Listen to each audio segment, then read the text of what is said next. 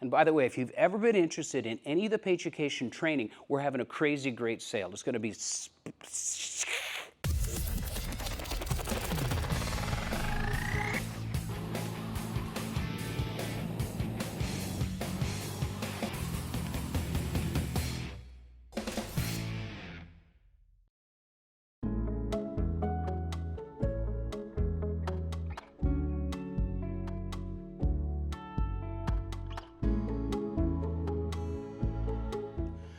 Hey, thanks for watching. We are making really big progress with this car, the G28. To the point now to where I'm ready to dump the wiring harness in. If you look behind me, there's a whole bunch of stuff over there that we are going to get ready to do an AMD garage video. And surprise, spoiler alert, it's all Camaro parts. And we want to talk about with AMD Garage that the company is known for high quality replacement metal, as you've seen on the garbage Camaro, but also more than metal. That's actually one of the slogans. Anyway, fun to work with that company. We're getting ready to do another video with them. At the same time, I need to be ready for that, and the wiring needs to be in, and we're a third of the way in on the Vintage Air. So it's the time in the build that we're going to lay in most of the main body harness. It's one of those things to where I like to be prepared, and I like to Google, and I read the instruction manuals, and I've got a chassis manual and things like that. So I got online and I started Googling, you know, just a couple of things, just what to be aware of, see if anybody has ever done a project like this before and all that kind of stuff. And I've laid in wiring harnesses before, different companies, different brands. I like the painless stuff. We did Z-Sled with a painless direct fit harness just like this one. And, you know, it comes with instructions, but hey, Google's out there. And you know what else is out there? AI is out there. AI. Skynet begins to learn at a geometric rate. It becomes self-aware at 2:14 a.m. Eastern Time, August 29th. If you don't know what AI is by now, then you've been hiding under an internet rock. But it's really interesting, and it's kind of freaky, and it's sort of scary, you know, but it's an interesting tool. And it's right at the top of every search bar, right? AI mode, Grok, open sourced ChatGPT. And so I thought, hey, I know there's an instruction manual in this, but let's ask AI. How do you put a wiring harness in a second-gen Camaro? And it gave me an answer. It gave me a long, involved answer. And because I'm old, I printed it. So if you've ever done a Google search, or if you know anything about Google, everybody's Google experience is completely different. And it sets up a profile for you based off of your searches, what you search, how you search, so your keywords, all that kind of stuff. And you develop your own silo, your own profile. And guess what? AI does the same thing. This is what we're going to do on this episode. We are, of course, we're going to unpack and unbox things, but we're going to follow what AI said on how to do this instruction manual. We're going to test AI and see if it's accurate. It says the official guide to installing your painless wiring harness into a 1970 Camaro. Congratulations, you're about to replace that frightening nest of 50-year-old brittle wires with something that's actually will conduct electricity reliably. The process is called painless wiring because you only cry a little bit. Read on, brave soul. All right, I don't know what we're in for, but we're going to follow this guide, and we're going to start with this. This is the painless wiring direct fit harness for 70 to 73 Camaro. They have different direct fit ones from 74 and up, and this is the big bundle of joy. And we also got this because I really like the Loom stuff. This is the classic braid Loom. They've got tons of shrink wrap, self-vulcanizing tape. It would be a mistake not to wrap your wiring harness in a Loom. You've got to protect the wires against vibration, all that type of stuff. So we've got that. This is a fun thing. I just learned about this from an amazing technician named John Coleman. Taught me about this stuff. So this is Tetz tape, and it's a fabric tape. It feels like microfiber, and it's very soft, and it self-heals on the ends, and it's really good for kind of closing off these ends of the wire loom. So anyways, we're going to be using that as well. And you can get that anywhere. You can get it from Painless, you can get it on Amazon as well. So we have the big dang box, and it has, before you begin, read the instructions, yada, yada, yada. But here's what we're dealing with here.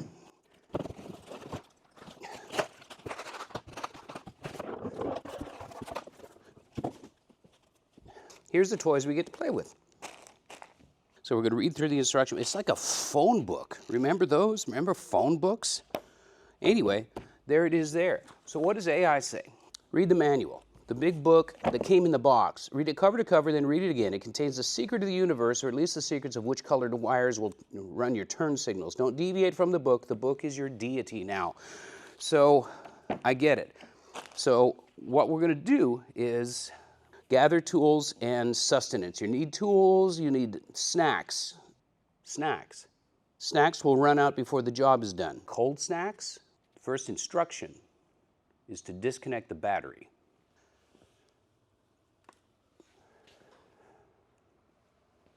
So our AI guide is 3 pages and a bunch of bullet points, and we've got, like we said, it's the phone book. There's several different models covered here for air-conditioned and non-air-conditioned cars, and there's several differences. And there's basically 3 sections. There's the under-the-hood section, there's the main body section, and there's the taillight section. So both guides, both the Painless guide and our friends at Artificial Intelligence, say step number 1 is to lay the harness out on the floor and just kind of see where all the circuits go, get familiar with that. So that's exactly what we're going to do right here and right now.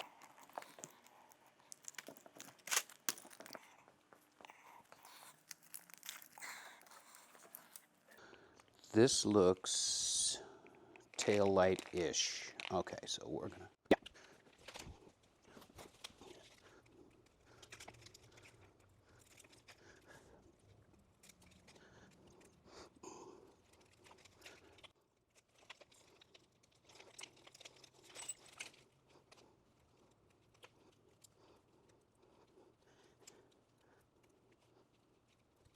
Oh, good Lord.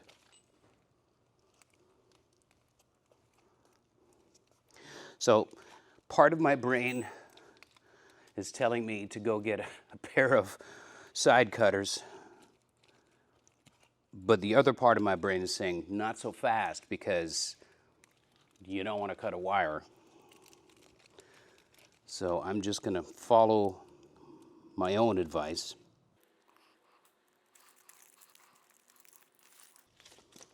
All right, well, that wasn't so bad. So here's our main fuse block, bulkhead connector that goes through the firewall. And I know what these are. And the 2 nuts and 2 washers that went cascading out of the box onto the floor, probably under the farthest part of the car, because that's how that works, are the nuts that hold the bulkhead into the firewall. All of that said, there's still 4011 of these to undo.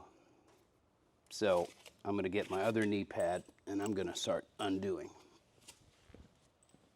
All right, so I got my glasses in, my knee board, so I can actually see what's a wire and what's not a wire.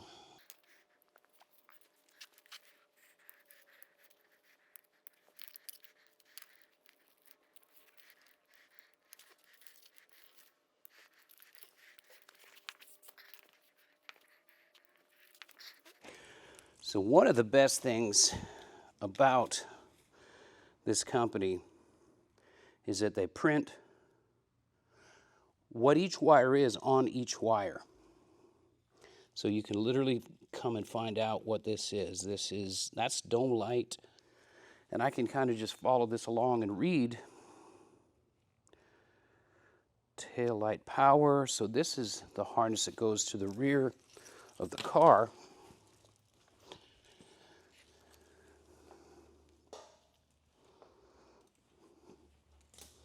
And by the way, if you've ever been interested in any of the Paintucation training, we're having a Black Friday sale that is going to be nuts. Black Friday through Cyber Monday, everything streaming is going to be drastically reduced in price. So we're going to be dropping details soon, so pay attention.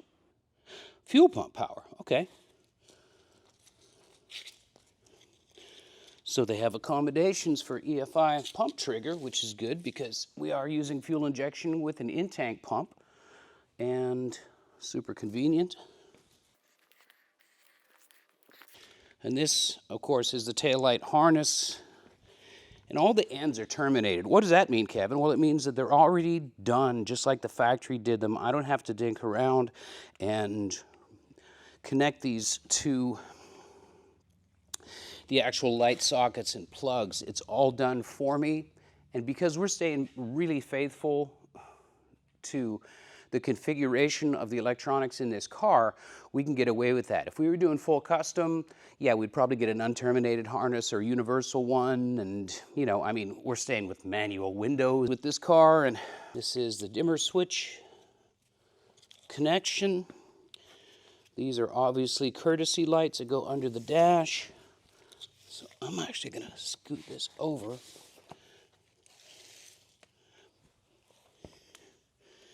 And this is the main dash harness. Here's the other courtesy light on the other side.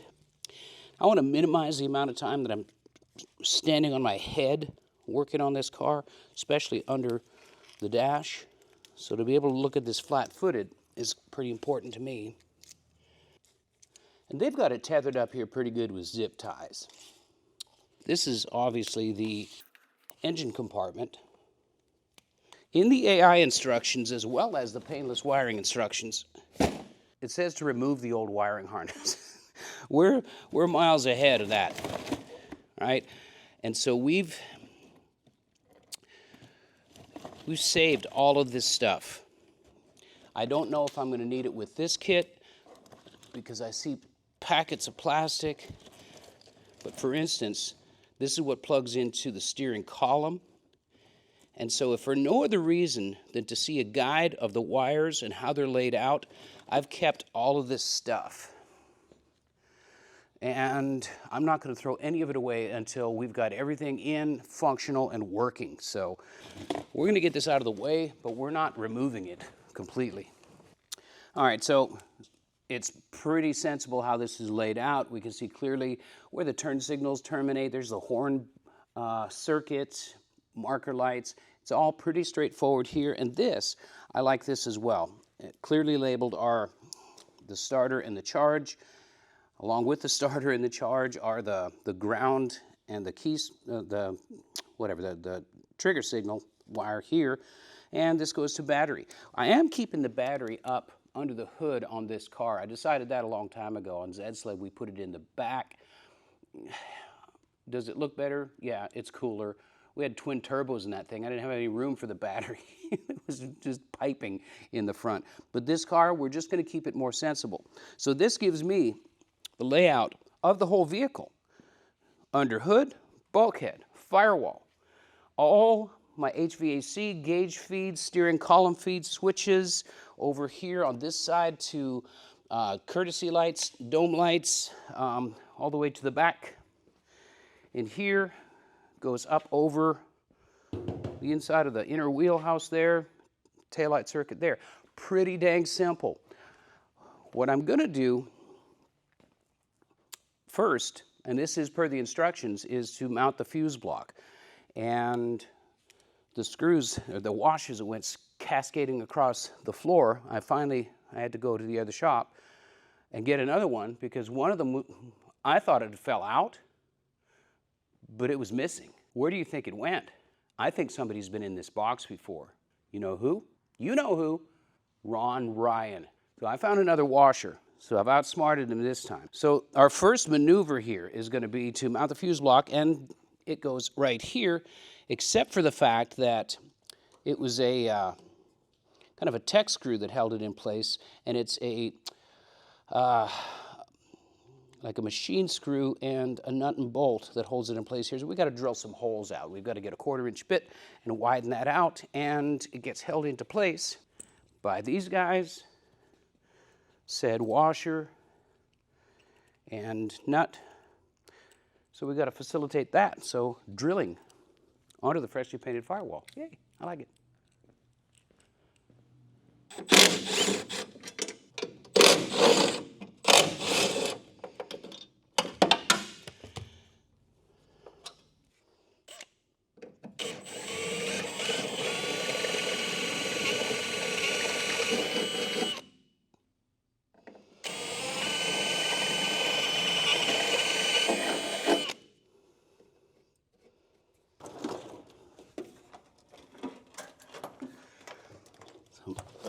second guessing my decision to put the pedals in. For sure. I may have to take that pedal box out again. Stop everything.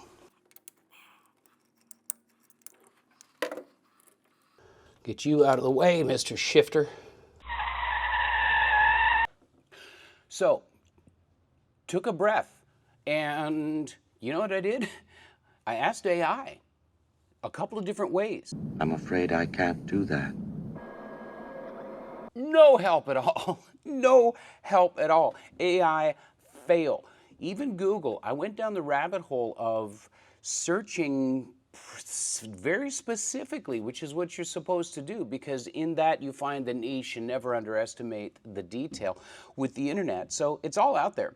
But you know who really came through is I called my friend Rodney from Suspension Geek, and he came through because he actually has the service manual for these early first gen or second gen Camaros. And you know what he sent me? He sent me this. So there's your fuse block, and that's your fuse block. So you have wires that come down to your dimmer switch, and the fuse block goes up, and it looks like maybe a secondary plug right there, and then goes to the back of your instrument cluster. And then off of that you have a little pigtail that comes down to your door jamb switch, and you have a little plug that comes down to your, I think that's your brake switch. Dude, get it done. As well as a PDF of the actual routing diagram, and there's a couple of clues in here, so now I'm on the right track. No thanks to AI. I'm very, very disappointed with AI. I'm just going to say. So we're going to do a couple of different things. First of all, I'm going to get rid of the stupid steering wheel because it's in my way. I'm going to get some better light in here. I found a packing blanket that is going to give me a soft landing zone for my knees. And we're going to start over again. We're going to route this thing. And now that I know where it goes, I'm going to pull it back out, do some looming where I'm not going to be able to reach, and we're going to move forward. So, yeah, stuff it, AI.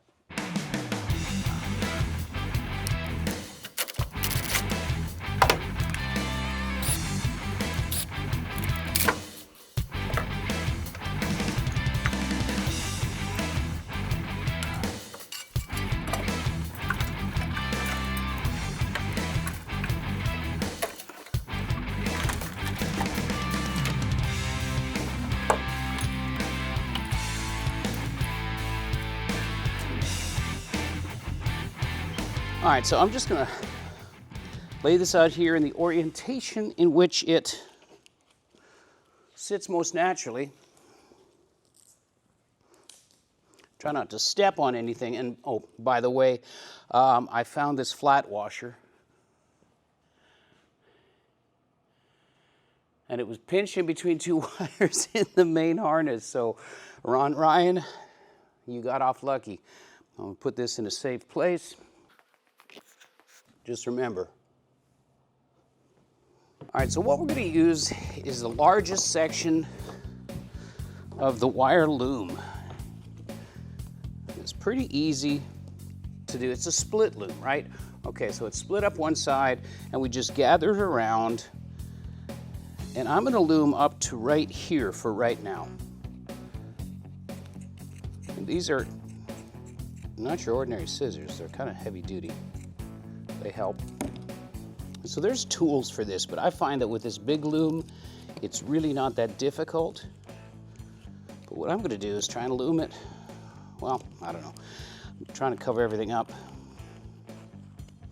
and leave it open enough to where I can get these stray ends out and utilize them, because we don't want to pin anything in.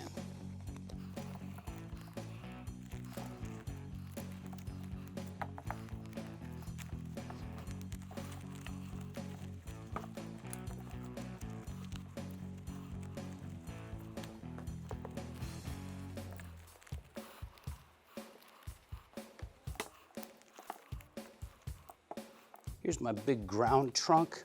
I'm just going to cut a little bit of a slit into here. Let that guy poke out. So obviously much care needs to be used when you're dealing with the single edge razor blade, not only for your dermis, but also for the wires. We don't want to split the sheathing on the wire, possibly open it up to short circuit or anything like that. So I'm being super careful here.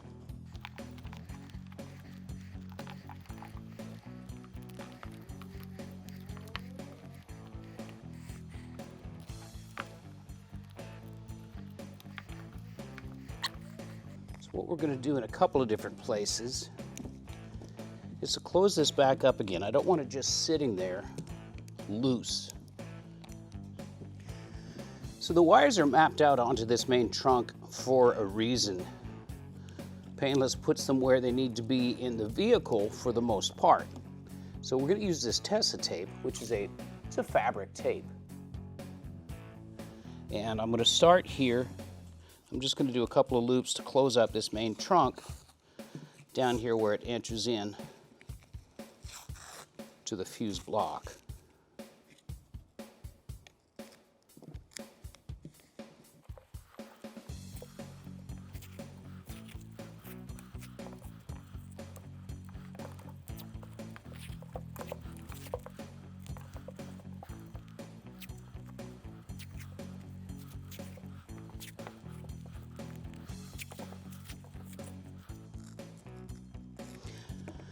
So unlike typical electrician's tape, this Tetz tape sticks to itself extremely well, and it just offers a nice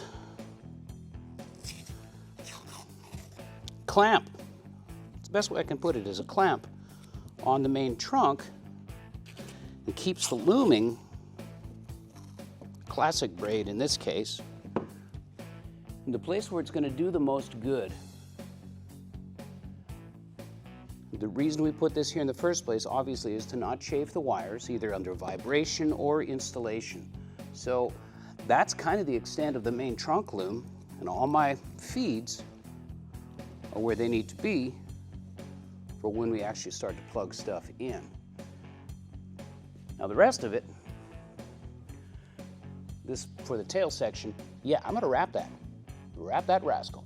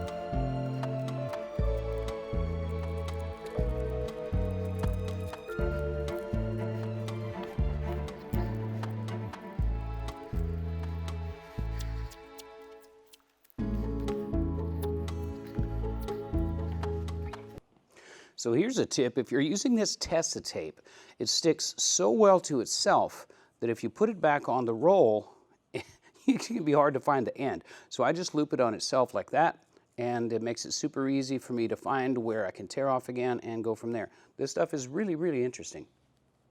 So the one section that I didn't loom, I didn't wrap it, is this one here. And it's labeled seatbelt. I'm not 100% certain that I want a seatbelt buzzer in this car. So anyway, I don't know. So I'm going to leave that as undetermined, and for now, we're going to go start again and lay this into the car where it's supposed to be, and at least lock it down onto the firewall.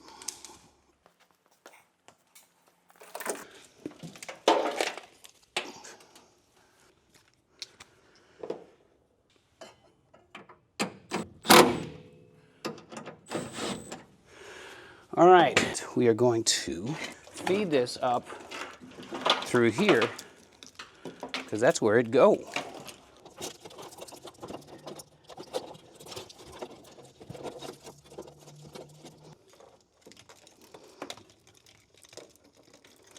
Cigarette lighter. Okay. Do I want a cigarette lighter in this car? Absolutely not. But there's my power and ground for a USB charge port. So I'm going to keep a close eye on that. And for the clock, I don't know, maybe I need a 12-volt gauge feed. Maybe I want a clock. I don't know. Maybe I don't. So we're going to try and do a thing that Painless Wiring says takes 2 guys. So we're going to try and mount the main fuse block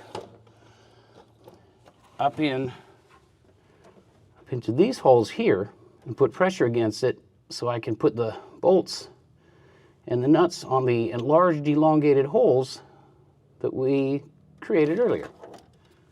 Challenge accepted.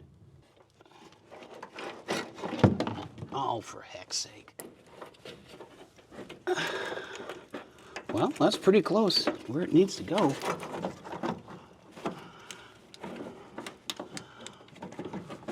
Kind of like exactly right there.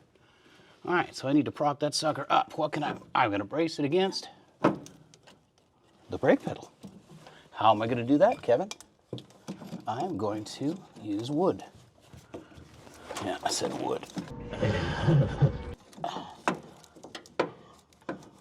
Like that. Ow, leg cramp. Damn it.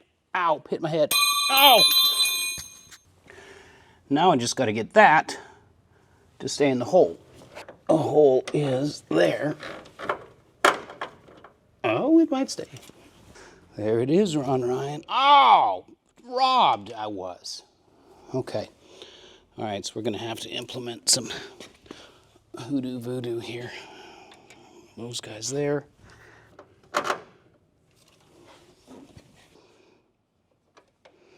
All right, slight pressure, okay? Flat washer.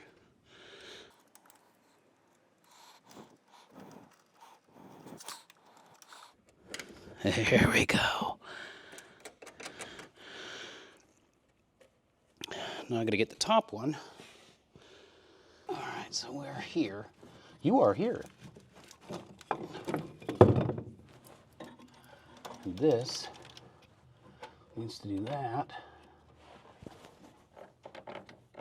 And that needs to stay in there. Is that enough? All right, so all I gotta do, oh, look at that. So that's just a flat piece of wood. It's not gonna damage anything, and my bolt stays in there. That's a W. Small victory, but it's a W.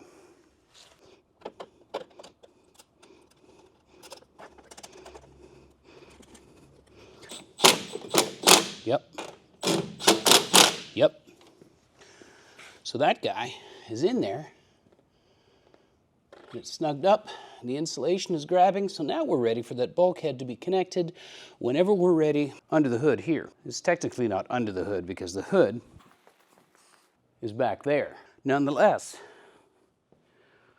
I am pretty happy with that.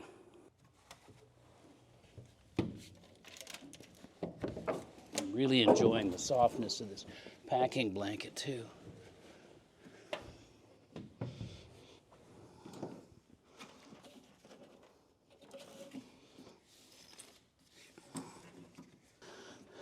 So you can't really see them, but down in here there are some flexible metal pinchers. And these clips right here I left in place. I didn't strip them completely out because they grab on to the harness that goes back into the tail section. And like I said before, I'm not totally feeding this through just yet. All right, so I've got everything nicely loomed up to here. That little pocket there. That's where the rest of this mess goes. You see how these clips hold things into place. I'm going to wait until I get everything situated underneath the steering column. We've obviously got some more looming to do right here because I don't want those wires touching metal in any way, shape, or form without that loom on them. I'm not going to take a chance on anything chafing. So we're just going to set that there for now and know that we're not quite home. That little guy right there probably holds up the dome light illumination, and he leads up to here. So we're going to leave those guys in place. All right, we're making progress, man. A little bit of housekeeping we're going to do here. The ignition switch, all the contacts look pretty good, but it's probably the most important switch and circuitry in the whole shebang. So I'm just taking a scuffing pad here. I'm just knocking a bit of oxidation off of these blades.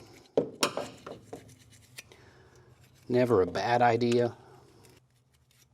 the last thing I want is an intermittent connection somewhere that I'm trying to troubleshoot, not knowing what the heck I'm even doing, and something like this is biting me in the butt.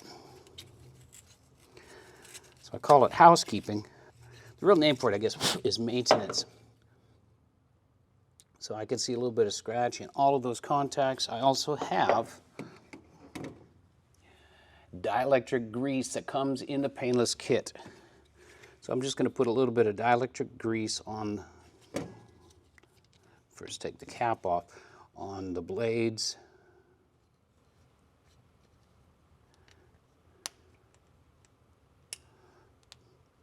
And what this does is it's going to make sure that there's a good connection point between the male and female ends of this electrical connection. It just helps current path. And it also helps the next guy who might need to take this connector apart. So obviously this is pinched between the column and the support, but I'm going to connect it first because it's difficult to even find where it goes. We've got a two-part connector. Part A is the clear one, and it goes in first. It goes in first because the second part, the black one, goes in over top of it, and there's a little tab underneath the white one that it goes on. You just got to kind of look at the configuration and see the orientation that they lay. It only goes one way, so that's a good thing. All right, so those guys are locked in. So now one more time, I'm going to drop that column and then connect this back onto the steering column itself. I left the fasteners in the holes, and honestly, what I'm hoping is that this helps me locate the rest of the wiring harness properly for the final time. All right, so I'm hoping if I play my cards right, that wood block will help me not F up my column. The paint job would help if I didn't throw it on the floor. Are we dropping? No, all right, okay.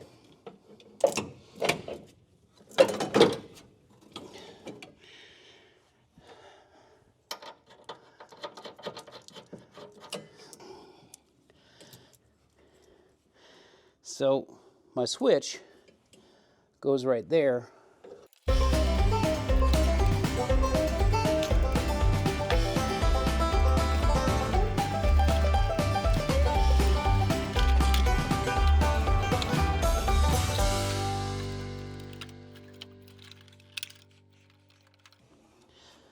All right, so I have determined that this is in the right orientation. So the trick now is to get the rod,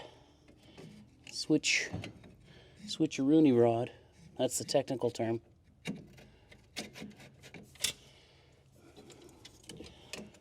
hooked into the hole. Yeah, I said hole. Is that it? I believe. No, it's not it. It's a distinct... Okay, I think that's it. You look at that bolt. There's like 4 threads on that thing. Not enough, GM. You under-delivered on the thread count.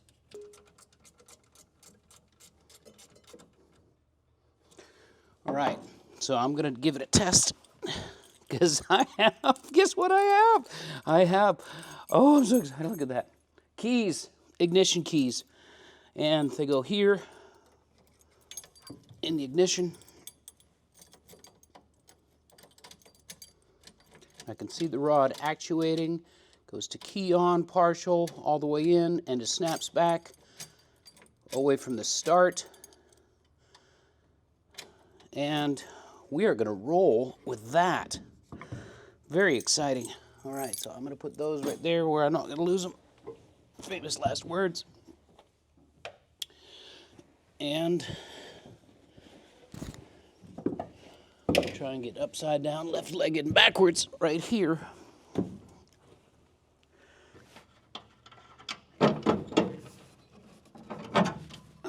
There we go. So this hose right here, this is for the clutch reservoir, and we got to figure out a way to give it a happy home too, with enough clearance, Clarence, and Vector. We have clearance, Clarence. Roger, Roger. What's our vector, Victor? I'm happy with that. I've got wiggle room, nothing's stressed, nothing's crazy. Power window, huh, okay. Well, we're not doing that, but I tell you what we are doing. We are gonna put in the headlight dimmer, because I actually know where that goes. It goes right there. I gotta get a little bit more uncomfortable before we can do that, so hang on. Now I had the foresight, I don't even know why, to mark the holes for the dimmer switch mount right in its happy home. These probably aren't the correct screws, but as long as I hold it in there tight, and by probably aren't the correct screws, then they're 100% not the correct screws. But if they hold it in there tight, then we're in good shape. And they look like they're holding. You know what I'm gonna do? I've had trouble with these switches not being exactly copacetic, not behaving themselves. So I'm gonna use some dielectric. Do like Whitesnake says. Oh, you see what I did there? Oh, you are a dumbass. I got all excited and put the cart before the horse. All right, I think I may have actually found the perfect screws. A little bit larger in diameter and a little bit longer.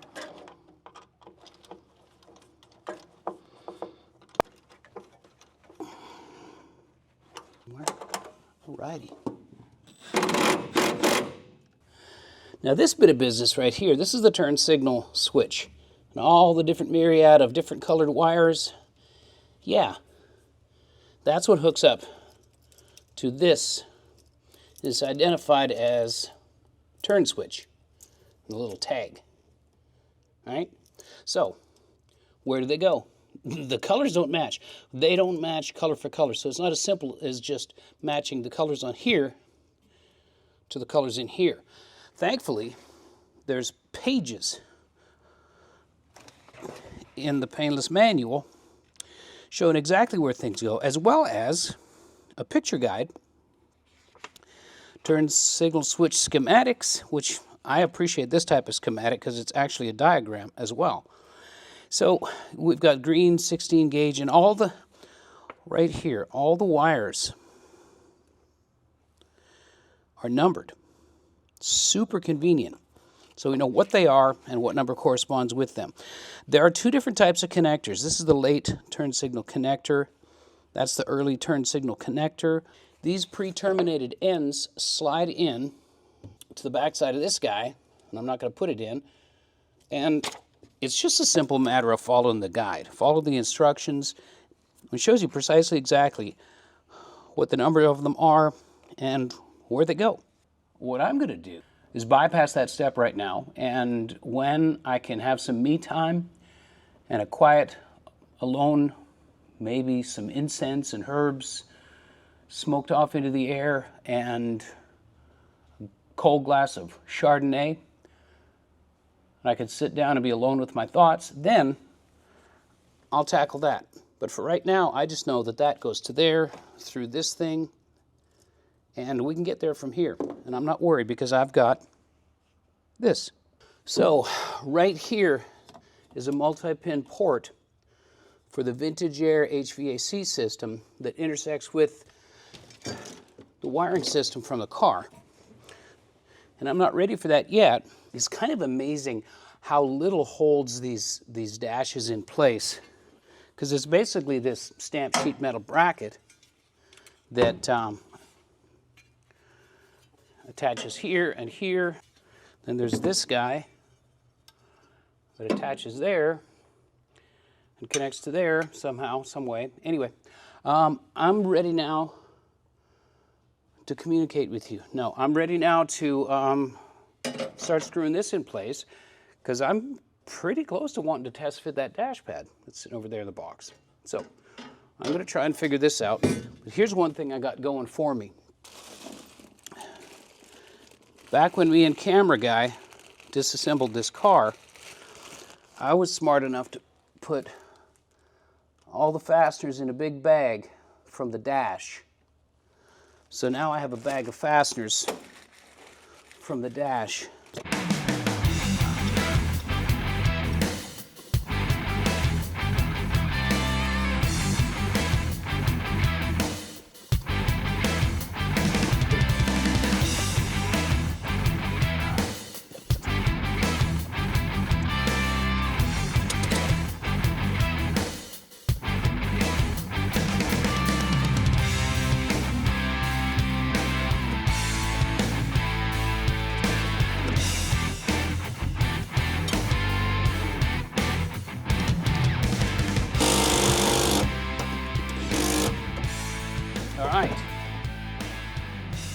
Kind of flimsy, but it's in there. Seems like there should be more bracing. But now what that shows me now is where I can put my courtesy light. Now takes the place of this guy. Okay.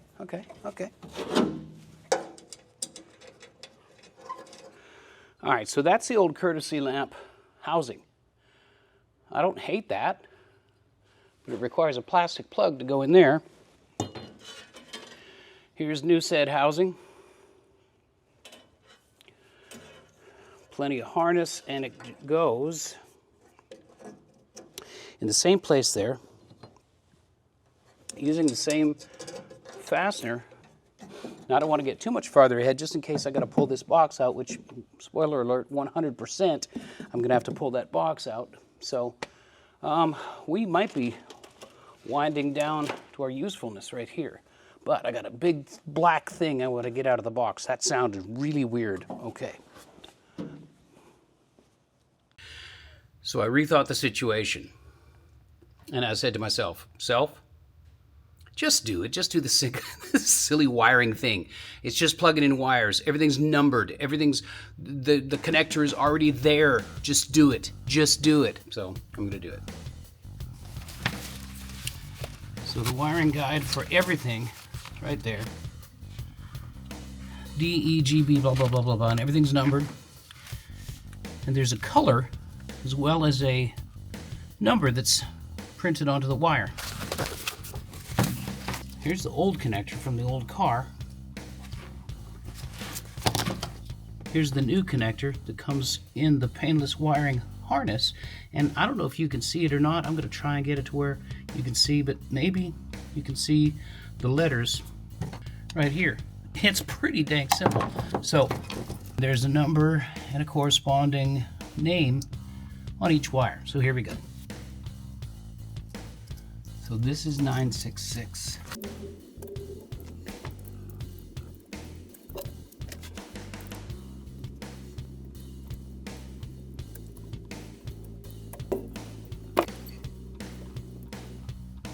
Here it is. That wasn't so bad.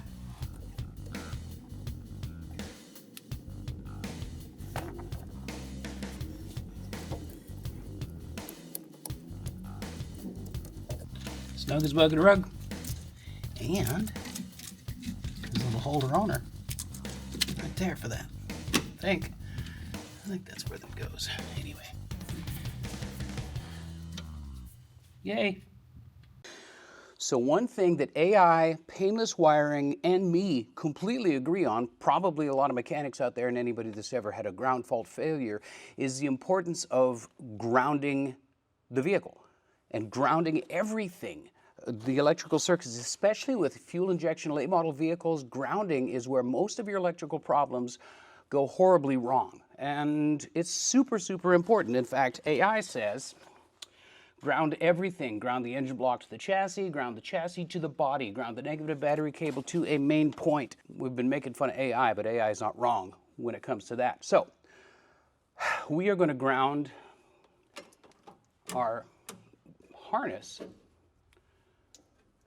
I call this a ground trunk, and it's a accumulated whole bunch of grounds for all the different circuits. Here's the Big Mac Daddy. We are going to ground it to the chassis, which is the tub, right? I thought I was going to ground it to here, but you know what? This is bolted to the actual chassis. It's not welded to the chassis, it's bolted in. And do I trust that?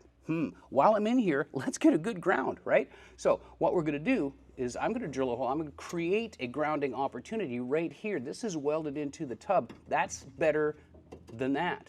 Is that ever going to let me down? I don't know. Probably not. But this, I know, is not going to let me down if I do it right. So what we're going to do is drill a hole and ground up. I'll set that light on the floor.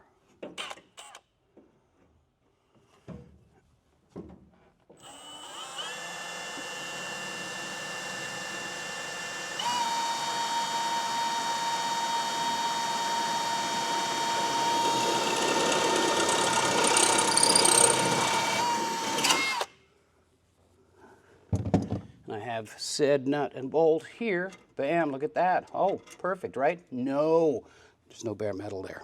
So I've got a little bit of sandpaper here.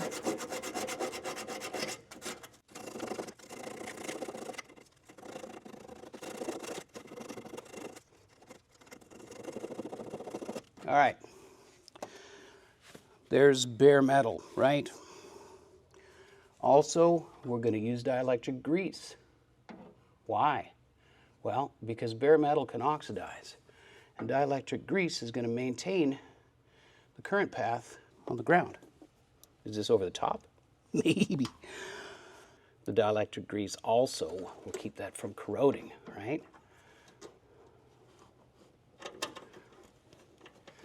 I'm really hoping I can reach the nut on the back side of this, because it's not exactly a flat piece of metal.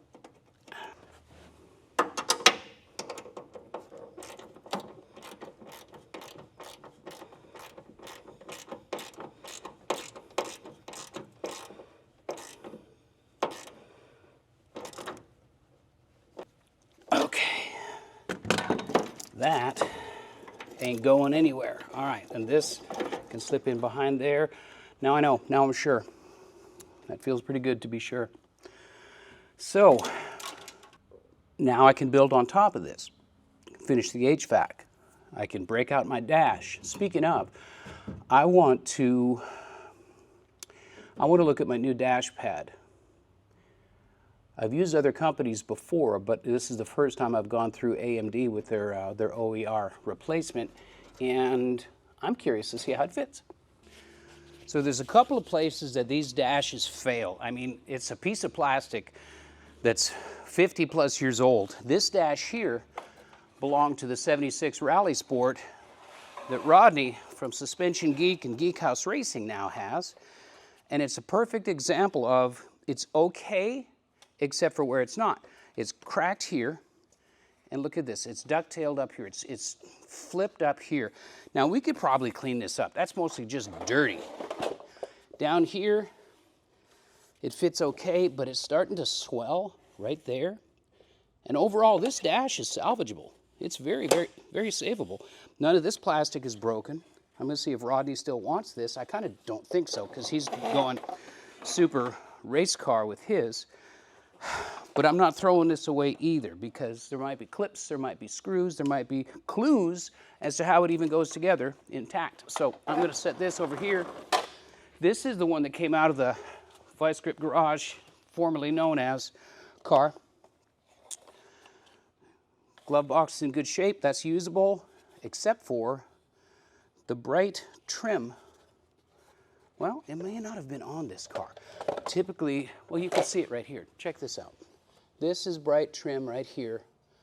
And the actual vents, which are in surprisingly good condition, that was chrome-plated plastic right there. This dash doesn't appear to have that.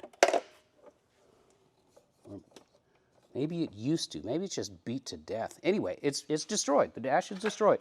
So it's not only separated from the backing, the foam part, is broken completely in half, but at the same time, it's a clue and a reassembly guide. One of the problems with some of the aftermarket dashes is the way they fit down here. But I'm telling you, this is an original, and it fits terrible. So let's dig into the box. Look at the new one. Now, I did open this up earlier just to take a look at it.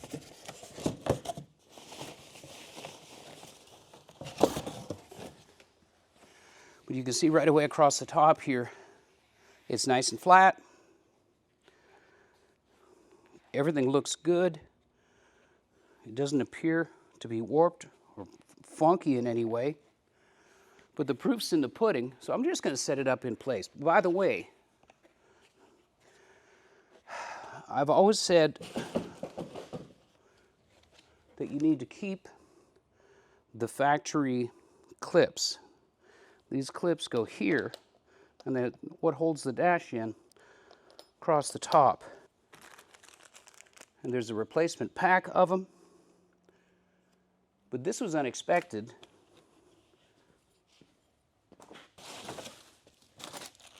But this was in the box also. So I'm assuming that comes with it. Padded dash clip set. All right, so let's go back in the car and see if this thing fits, right?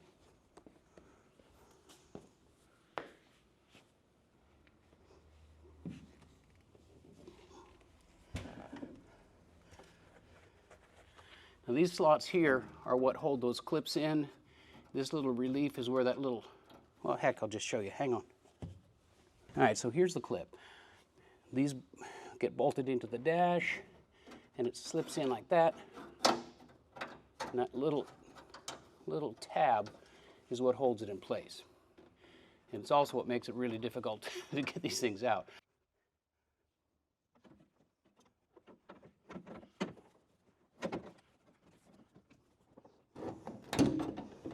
All right, there's what I'm after.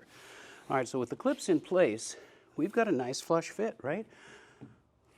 It's going to look good. It matches the contour really easily. There's some left and right. But there you go. There you get the idea. There it is. So it's going to fit nice. It looks great. It's not all warped or anything like that. Got our accommodations for the center vents and all the plastic stuff. Now I know how to assemble it because I've got an example of one that hasn't been torn apart, which is why I don't throw anything away. Call me pack rat. I don't care. I've got stacks of stuff everywhere, but lesson I learned a long time ago is don't throw it away until it's throwawayable. All right.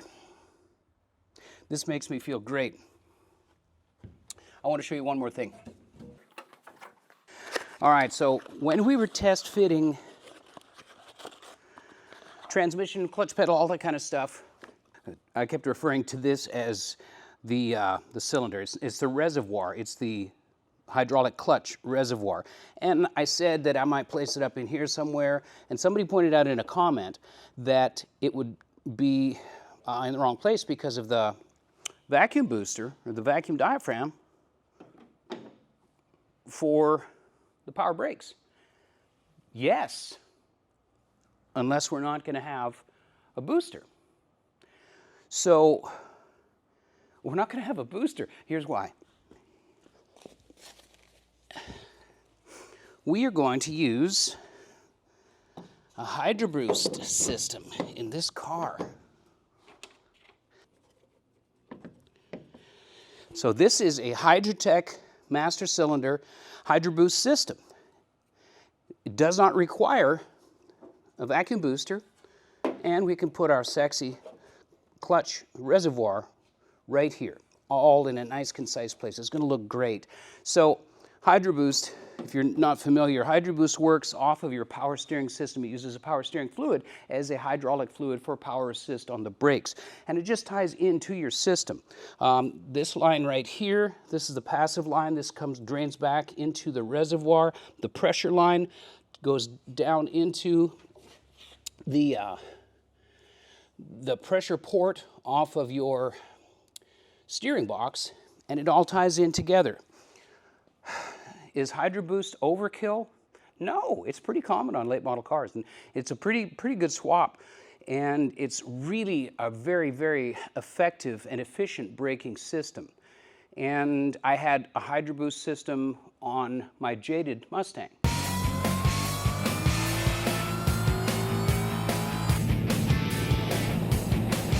We transposed the 04 Cobra, guts, interior, everything, even the pedal box and the firewall into that early 66 Mustang, and the Hydro Boost system on that car, well, it was an 04 Cobra Hydro Boost, and it just ran so great. It was the best braking car that I think I've ever owned. And I've driven a couple of other buddies' Hydro Boost and muscle cars. I really like it, and it looks cool, and it gets rid of that vacuum booster. The reason that I have this is because I bought it for Z-Sled.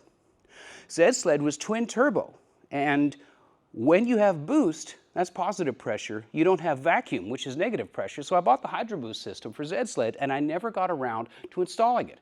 It's literally been sitting in my storage shed for, well, since 2016. And that's 9 years now. And so it's just sitting there. I'm using it on GC because it's cool and because I can, and it solves the problem of where to put the reservoir for the hydraulic clutch. You know what it also does? It eliminates the problem before it becomes a problem if I ever go forced induction on this car. Just in case I ever want to go from naturally aspirated and do an upgrade. I don't know, man, I don't know. Anyway, so I wanted to show you that. I'm super excited about that, and now we're going to move forward. Now I can work on the wire. I can't finish the wiring, but the groundwork is done. The switches are wired in. We know where the harness goes. It's fed to the back. Now I can fit in the rest of it as I build the car around it. And this is a thing that I learned a long time ago about wiring, is that you're not done until you test check your last bulb. And that happens when the car is done. And it's not really, oh, I'm going to put my wiring in today, unless you're starting with a complete car. And we're not. Let's face it, we're building this car from the ground up. So that's the episode today. Thank you for watching. Make sure that you check out the stuff in the store down below the player thing. And of course, please hit us the thumbs up and subscribe if you want to know about further episodes coming up with this car and with other cars. We've got lots of cool stuff coming your way. I always say that, but I really believe it. So anyway, thank you for watching, and yeah, let us know if we can help. Let us know what you want to see on this channel. Throw it in the comments. I do my best to get back to all the comments, and I certainly will with yours. So thanks for watching. We'll see you next week.